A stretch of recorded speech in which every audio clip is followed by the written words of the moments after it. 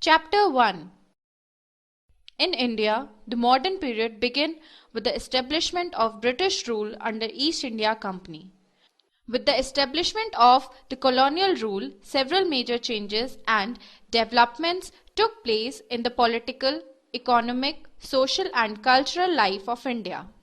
The purpose of the British rule was to colonize India, to control Indian markets and to drain away wealth from India.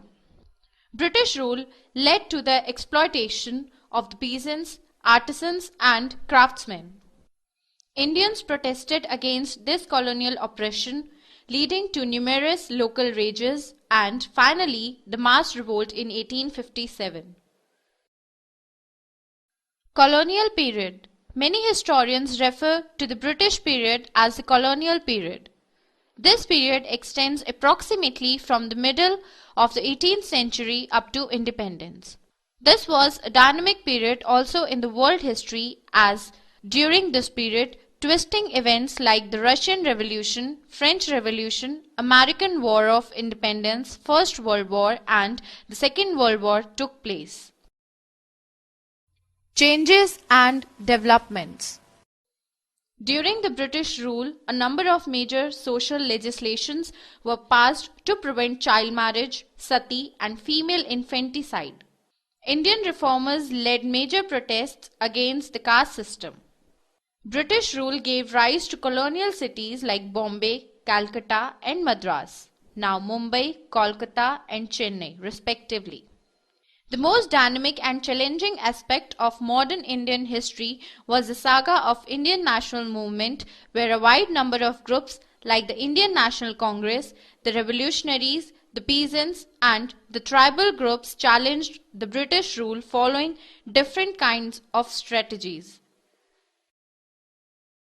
Sources of information. Official records. Literary sources. Surveys and census. Official records. One of the most authentic sources of information for this period are the official records of the British administration. The British administrators methodically and meticulously recorded every plan, policy, treaty and agreement they made. The British preserved all the important documents. They set up record rooms along with all administrative institutions like collectorates, secretariats and law court.